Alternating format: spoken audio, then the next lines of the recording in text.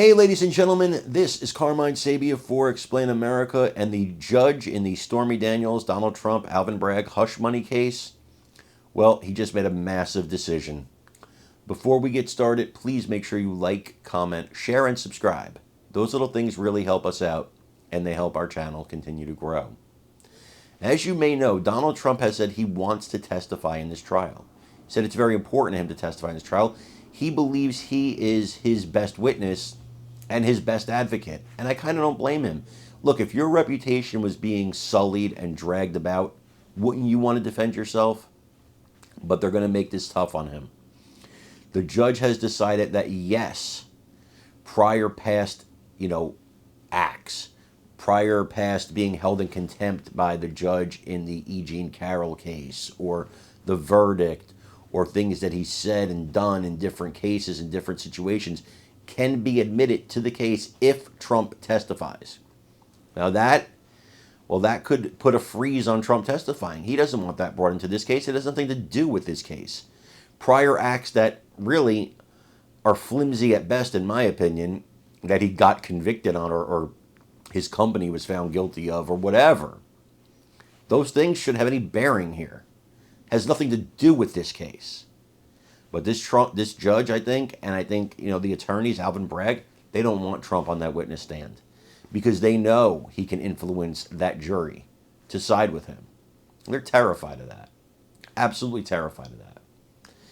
And I think this is a way to freeze him out. That's my opinion. I do want to know your opinion. Please watch this report and then let me know what you think when you like, comment, share, and subscribe. I'm Carmine Sabia for Explain America. We love you guys. God bless you. Take care, everybody. Welcome back to CNN's special coverage of Donald Trump's criminal hush money trial. Before today's testimony, the judge established what prior bad acts could be used to cross-examine the former president if, and I have to emphasize the if, he chooses to take the stand. His attorneys so far have not said whether Trump will testify, despite this comment that he made just on Friday. President Trump, are you going to testify? Yes.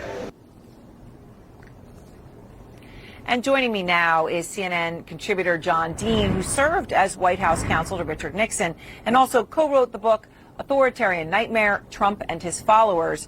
So, John, I'm just curious here to set the stage on this. Trump has a big decision to make about whether he will testify or not. As an attorney, as someone who would have been in the position of watching maybe the first president to have a criminal trial, except for things turned out differently in the case of Nixon, do you think Trump should testify? It's rare that any defense attorney wants his client to testify.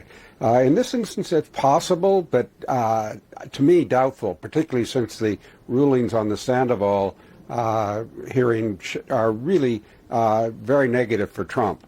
Lots of the bad acts, lots of his prior behavior, such as the E. Jean Carroll defamation, the Letitia James's lawsuit against him for fraud, those can all come into play, and he has to address them. And that could be very uncomfortable for him. That's right. And the Sandoval hearing, of course, established what they were allowed to ask if he does take the stand. As you point out, all those prior cases are now fair and square on the table. One thing, John, though, that is not on the table, the judge said that the Access Hollywood tape, the infamous grab him by the pee tape, could not be shown to jurors. Now, I guess on the one hand, I don't think there's anyone in this country who doesn't know about that tape and hasn't heard that tape.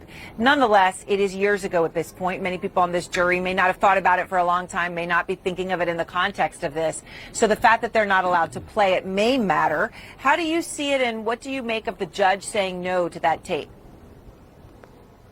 Well, I can understand why the judge didn't want to have the actual recording played to the jury, because it could be deemed too prejudicial. But still, they're going to get the content. They're going to get a transcript of what was said on that bus pulling into the Access Hollywood show. So, and that is a chance to actually hear it word by word in a way that is even clearer and more discussed.